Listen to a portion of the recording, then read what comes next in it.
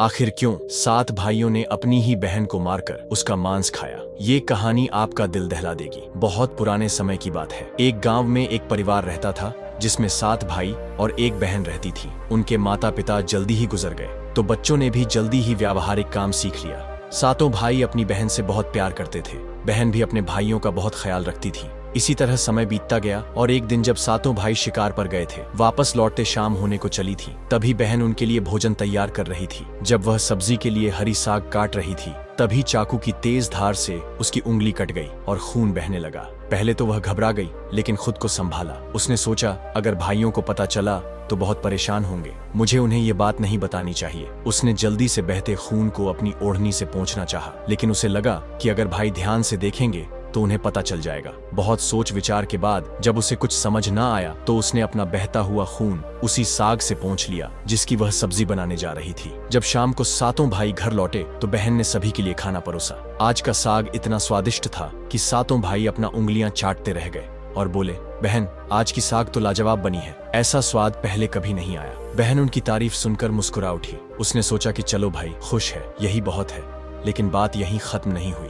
अगली सुबह जब सातों भाई शिकार के लिए जंगल गए तो उसी बात पर चर्चा छिड़ गई कि बहन ने साग में ऐसा क्या डाला था कि उसका स्वाद इतना लजीज था। सबने तय किया कि आज इसके बारे में बहन से जरूर पूछेंगे। शाम को सातों भाई जल्दी घर लौट आए तो देखा बहन खाना बना रही है। तब बड़ा भाई उसके पास जाकर बोला, बहन, तुमने कल साग में ऐसा क्या डाला था? उसका स्वाद बहुत ही अनोखा था। बहन ने पहले तो बात को टालने की कोशिश की, लेकिन बड़े भाई के बार बार पूछने पर उसने बता दिया कि उसकी एक उंगली कट गई थी और उसने अपना बहता हुआ खून उसी साग में मिला दिया था।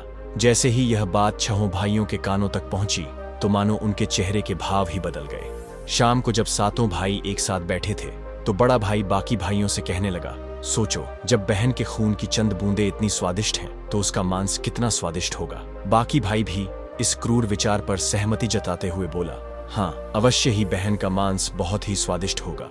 अब 6 भाइयों को बहन का मांस खाने की लालसा जाग उठी, परंतु सबसे छोटे भाई को यह सुनकर गहरी बेचैनी हुई। उसने सोचा, कैसे हो सकता है कि कोई अपनों के साथ इतना भयानक विचार करे। तभी बड़ा भाई बोला, कल ही हम लोग बहन को शादी का झांसा देकर जंगल ले जाएंगे और तीर मारकर उसको मार डालेंगे, फिर उसका स्वादिष्ट मांस खाएंगे। सभी भाइयों ने हामी भरते हुए बड़े भाई की बात मान ली, लेकिन छोटा भाई अपने भाइयों की बातें सुनकर बहुत परेशान होने लगा। वह अपनी प्यारी बहन को बचाने के लिए बेचैन सा हो गया। वह खुलकर इसका विरोध नहीं कर सकता था क्योंकि छहों भाई एक तरफ थे। अगले दिन बड़े भाई ने बहन को बड़े प्रेम से बुलाया, प्यारी बहन, तुम अब शादी के लायक हो गई हो।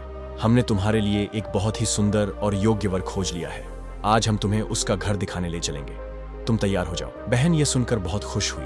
आखिरकार वह भी अपना घर परिवार बसाने का सपना देख रही थी। वह उत्साह से तैयार हुई और अपने भाइयों के साथ चल पड़ी। रास्ते भर बहन खुश थी, लेकिन बहुत दूर तक चलने के कारण बहन पूरी तरह से थक चुकी थी। तब उसने बड़े भाई से पूछा, भैया, मेरा ससुराल अब कितना दूर है? बड़ा भाई मुस्कुराया और सामने की तरफ इशारा करते हुए बोला, देखो, वह रहा तुम्हारा ससुराल, वहां तुम रानी की तरह राज करोगी। बहन यह सुनकर बहुत खुश हुई और उत्साह से आगे की ओर बढ़ने लगी, लेकिन वह थोड़ा आगे बढ़ी ही थी कि अचानक उसके सभी भाइयों ने उसे पकड़ लिया। बहन कुछ समझ पाती उससे पहले ही भाइयों ने उसे पेड़ से बांध दिया। उसने घबराकर पूछा, भैया, ये क्या कर रहे हो? पर उसके भाइयों के चेहरे पर अब किसी प्रकार की दया या प्रेम नहीं था। बड़े भाई ने आदेश दिया, इसे कसकर बांध दो। अपने सभी भाइयों को हत्यारे के रूप में देखकर बहन का हृदय दहल उठा। वह फूट फूट कर रोने लगी और भगवान को याद करते हुए कहने लगी, हे भगवान, मेरे अपने ही भाई मेरी हत्या करना चाहते हैं, क्या इनमें से कोई भी मेरे लिए दया या प्रेम नहीं रखता? उसकी ये बातें सुनकर छोटे भाई की आंखें भर आईं। उसका हृदय कांप उठा, लेकिन छहों भाइयों के खिलाफ जाने की हिम्मत उसमें नहीं थी। बहन को बांधने के बाद बड़े भाई ने सबको बारी बारी से उस पर बाण से प्रहार करने का आदेश दिया। बड़ा भाई अपनी बहन पर पहला तीर चलाने ही वाला था, तभी बहन भाई के सामने करुण स्वर में गाना शुरू कर दी, मारो मारो भैया छाती में लक्ष्य करके, भैया छाती में लक्ष्य करके, तुम्हारा तीर जंगल को जाएगा भैया। बड़े भाई ने कठोरता से तीर चलाया, लेकिन निशाना चूक गया। इसके बाद दूसरा भाई तीर चलाने को आगे बढ़ा। बहन ने पुनः वही करुण गीत गाया। दूसरा भाई भी निशाना साधने में असफल रहा। एक एक करके सभी 6 भाइयों ने अपनी बहन को मारने की कोशिश की, परंतु हर बार उनका निशाना चूक जाता। अब सबसे छोटे भाई की बारी थी। सभी भाई उस पर चिल्लाते हुए बोले, पूरी ताकत से तीर चलाना, बहन को एक ही वार में मार डालना। अगर तुम असफल रहे तो हम तुम्हें भी जिंदा नहीं छोड़ेंगे करेंगे।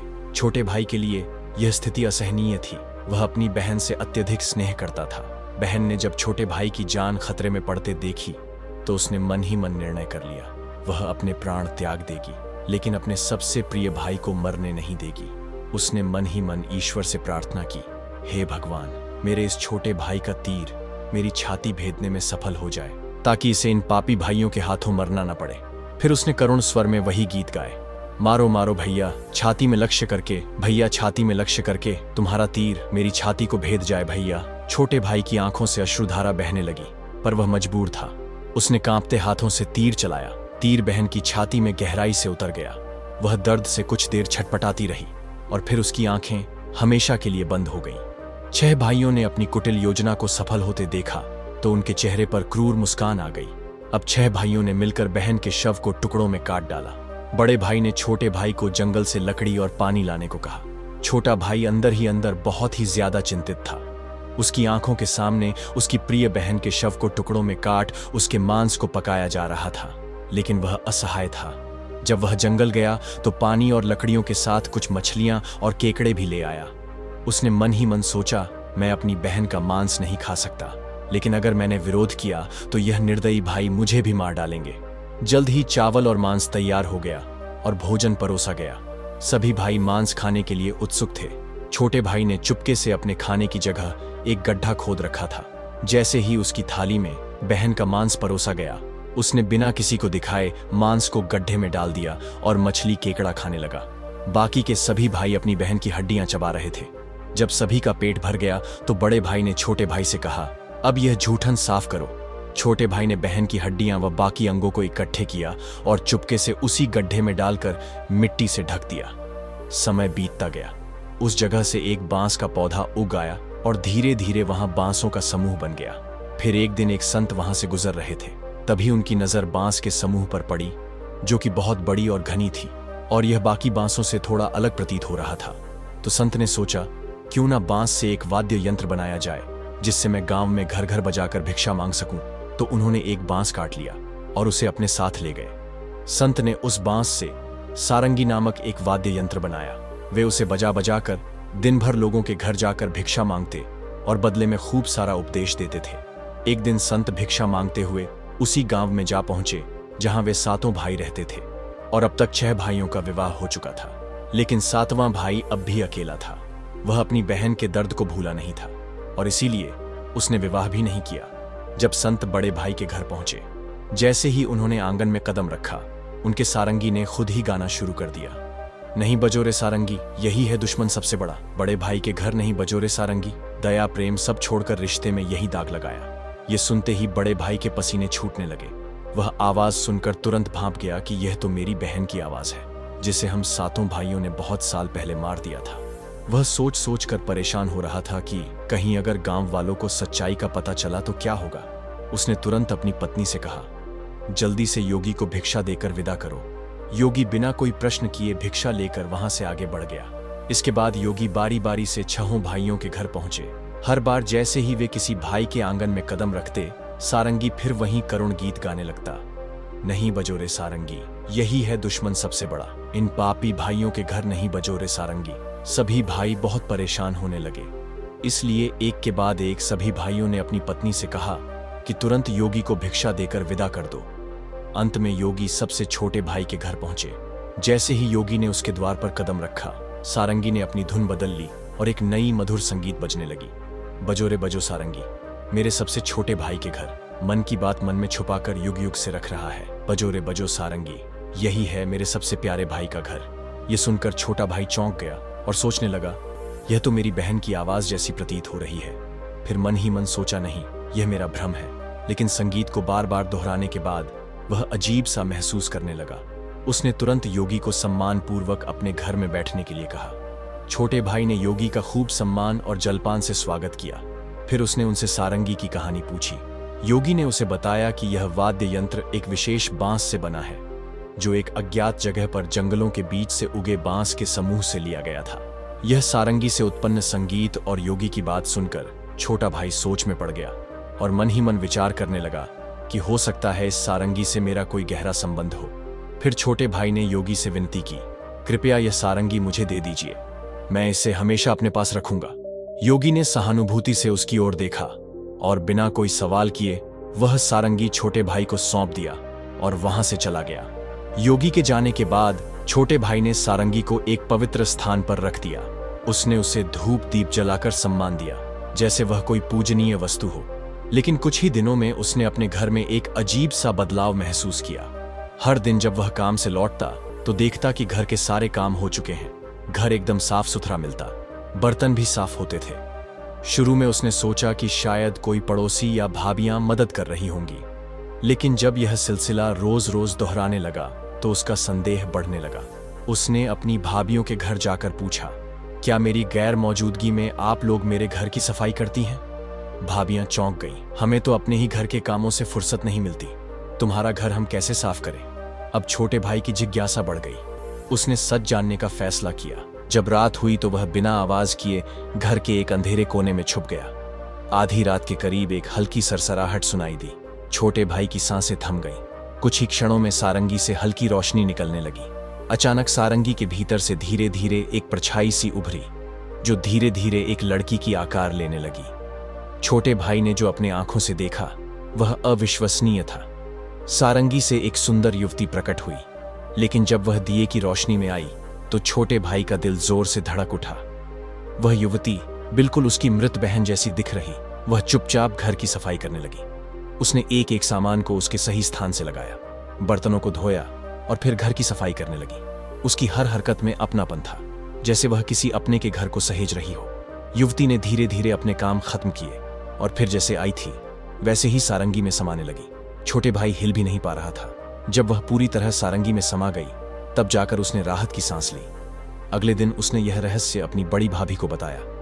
बड़ी भाभी कुछ देर चुप रही, फिर गंभीर स्वर में बोली, अगर यह सच है तो मैं तुम्हें एक उपाय बताती हूं, तुम ध्यान से सुनो। जब वह सारंगी से बाहर आए तब तुम तुरंत उस सारंगी को आग में डाल देना और उस पर गंगा जल छिड़क देना। इससे वह आत्मा अपने पुराने शरीर के बंधन से मुक्त हो जाएगी। लेकिन याद रखना, अगर तुम यह करने में जरा भी देर करोगे तो शायद वह हमेशा के लिए गायब हो जाएगी। छोटे भाई ने भाभी की बात को गंभीरता से लिया।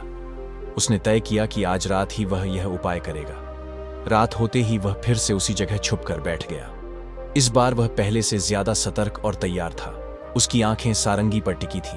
तभी वही हल्की सरसराहट हुई और सारंगी से वही रोशनी निकली। धीरे धीरे उसकी बहन फिर से प्रकट हुई।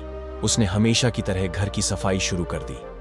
जैसे ही युवती ने अपना अंतिम काम पूरा किया और वापस सारंगी की ओर बढ़ी, छोटे भाई ने झटपट सारंगी को उठाया और उसे आग में डाल दिया। सारंगी जलते ही उसमें से एक तीव्र रोशनी फूटी। पूरे कमरे में उजाला फैल गया। युवती अचानक रुक गई। तभी छोटे भाई ने बिना समय गवाए तुलसी जल की बूंदें उस पर छिड़क दी। जैसे ही तुलसी जल की बूंदें उस लड़की के ऊपर पड़ी, अचानक एक चमत्कार हुआ। धीरे धीरे वह मानव रूप में परिवर्तित होने लगी। छोटा भाई एकदम चौंक गया। वह अपनी आंखों पर विश्वास नहीं कर पा रहा था, जिसे वह एक दर्दनाक हादसे में हमेशा के लिए खो चुका था। आज फिर से वही बहन उसके सामने खड़ी थी। आंसुओं की धारा उसकी आंखों से बहने लगी। वह दौड़कर अपनी बहन से लिपट गया। बहन भी भाई के गले से लिपटकर जोर जोर से रो पड़ी। दोनों एक दूसरे को देखकर फुट फुट कर रो रहे थे। छोटे भाई ने अपनी बहन का हाथ थाम लिया, जैसे वह कभी उसे दोबारा खोना नहीं चाहता था। लेकिन कहानी यहीं खत्म नहीं हुई। छोटे भाई ने तय किया कि वह अपने 6 भाइयों को उनके पापों का एहसास कराएगा। छोटे भाई ने पूरे गांव वाले को इकट्ठा किया। उसके चेहरे पर दर्द और आंखों से आंसुओं की धारा बह रही थी। उसने कांपती आवाज में कहना शुरू किया, आज मैं आप सभी को एक बहुत बड़ा सच बताने जा रहा हूं। एक ऐसा सच जिसे सुनकर आपके रोंगटे खड़े हो जाएंगे और आपका अपने ही परिवार से भरोसा उठने लगेगा। कोई अपनों के साथ भी ऐसा कर सकता है, लेकिन मैं ऊपर वाले से यही दुआ करता हूं कि ऐसा किसी के साथ ना हो। फिर छोटे भाई ने बताना आरंभ किया, मेरी बहन जो वर्षों पहले मर चुकी थी, उसकी मौत कोई हादसा नहीं था, बल्कि मेरे अपने ही 6 भाइयों ने उसे शादी का झांसा देकर जंगल में ले जाकर मारा था और मेरे ही हाथों बहन की हत्या करवा दी। इतना ही नहीं, उन्होंने उसके शव को टुकड़े कर उसके मांस को पकाकर खा भी लिया। इतना सुनते ही गांव वालों की सांसें थम सी गईं। फिर छोटा भाई बोला, लेकिन पता नहीं यह ईश्वर का कैसा चमत्कार है। मेरी बहन जो वर्षों पहले इस हादसे का शिकार हुई थी, वह आज भी हम लोगों के बीच बिल्कुल सही सलामत खड़ी है। इतना बोलकर छोटे भाई ने अपनी बहन को आवाज दिया, आओ बहन, सबके सामने आओ। बहन धीरे धीरे आगे बढ़ी। जब वह सबके सामने आई तो उसे देखकर सभी की आंखें फटी की फटी रह गई। किसी को भी अपने आंखों पर यकीन ही नहीं हो रहा था कि जो लड़की वर्षों पहले मर चुकी थी वो आज उन सबके सामने खड़ी है, बिल्कुल वैसे ही जैसे पहले थी। किसी को भी इस चमत्कार पर भरोसा नहीं हो रहा था, लेकिन सच तो यही था कि उसका पुनर्जन्म हुआ है। गांव वालों को छोटे भाई की बातें सुनकर और उसकी बहन पर हुई अत्याचार को देखकर सभी की आंखें नम हो गईं। बहन की पुनर्जन्म की बात जब छहों भाइयों तक पहुंची तो मानो जैसे उनके पैरों तले जमीन सी खिसक गई हो। इधर गांव वाले आपस में बात कर रहे थे कि इन दरिंदों को समाज में रहने का कोई अधिकार नहीं जो अपनी ही बहन को मार कर खा सकते हैं। वो गांव भला इन राक्षसों से कैसे सुरक्षित रहेगा? हमें अभी इन राक्षसों को गांव से बाहर कर देना चाहिए। अब लोगों का गुस्सा 7वें आसमान पर था। गांव के बड़े बुजुर्गों ने विचार किया कि हमें इन पापियों को सजा देनी ही होगी। अगर आज इन्हें छोड़ दिया गया तो पता नहीं आए दिन यह किसके लिए कब और कैसी मुसीबत बन जाए। तभी बड़े बुजुर्गों का आदेश पाकर गांव के कुछ लोग छहों भाइयों के घर गए और उनको घसीटते हुए सभी के सामने ले आए। डर के मारे सभी भाइयों की हालत बहुत ज्यादा खराब हो चुकी थी। अब गांव वालों ने फैसला सुनाया कि इन दुराचारियों को लाठियों और डंडों से पीटते हुए गांव की सीमा तक छोड़ा जाए। और याद रहे, आज के बाद यह कभी भी इस गांव में दिखाई नहीं देने चाहिए। इतना सुनते ही छहों भाई गांव वालों के सामने गिड़गिड़ाकर अपनी जिंदगी की भीख मांगने लगे, लेकिन उनकी काली करतूतों को जानकर किसी को भी उन पर दया नहीं आई। यहां तक कि उनकी पत्नियां भी उनकी घिनौनी हरकतों को जानकर उनको हमेशा के लिए छोड़कर अपने मायके चली गई। इधर लोगों की आंखों में गुस्से की ज्वाला भड़क रही थी। अब छहु भाइयों को लग रहा था कि आज उनकी जिंदगी का आखिरी पल है और अब उन्हें बचाने के लिए कोई आगे नहीं आएगा। ये सब सोचकर उनका रो रो कर बुरा हाल हो गया था। लेकिन तभी उनकी ऐसी दुर्दशा और बेबस हालत को देखकर बहन से रहा नहीं गया और उनको बचाने के लिए आगे आई और रोते हुए गांव वालों से बोली, मैं जानती हूं कि मेरे भाइयों की गलती माफी के लायक नहीं है, लेकिन है तो यह मेरे अपने ही भाई। इन्हें अपनी गलती का एहसास हो चुका है। मैं आप सभी से हाथ जोड़कर विनती करती हूं कि इन्हें अपनी गलतियों को सुधारने का एक मौका दीजिए। वह बार बार रोते हुए गांव वालों से मिन्नतें कर रही थी। ये सब देखकर छहों भाइयों का हृदय कांप उठा। वे आपस में एक दूसरे से कहने लगे कि जिस बहन के ऊपर हम लोगों ने इतना अत्याचार किया, आज वही हमें बचाने के लिए सामने खड़ी है। उन्हें अपनी गलतियों पर गहरा पछतावा होने लगा और वे फूट फूट कर रोने लगे। बहन का अपने भाइयों के प्रति प्रेम और क्षमा भाव को देखकर गांव वाले का हृदय भी पिघल गया। उन्होंने भाइयों को माफ कर दिया। भाई को माफ होते देख बहन बहुत खुश हुई और उनके पास गई। तभी सभी भाई रोते हुए बहन के सामने हाथ जोड़कर अपने की माफी मांग रहे थे और अपने गलतियों को कोस रहे थे। बहन से अपने भाइयों की आंखों में आंसू देखी नहीं गई और वह खुशी खुशी अपने भाइयों को माफ कर दी। सभी भाई बहन से लिपट कर रो पड़े। यह सब देखकर गांव वालों के भी आंखों में आंसू झलक आए। अब सभी भाई बहन को लेकर अपने घर को लौट गए। अब सभी भाई अपनी बहन से अत्यधिक स्नेह करने लगे और पहले से भी ज्यादा अपनी बहन का ख्याल रखने लगे। वे हंसी खुशी अपनी जिंदगी बिताने लगे। अब यह कहानी यहीं पर समाप्त होती है। आप सभी लोग बताइए कि यह कहानी आपको कैसी लगी और ऐसी ही लोक कथाएं सुनने के लिए हमारे चैनल स्टोरी पॉइंट को सब्सक्राइब करें। धन्यवाद।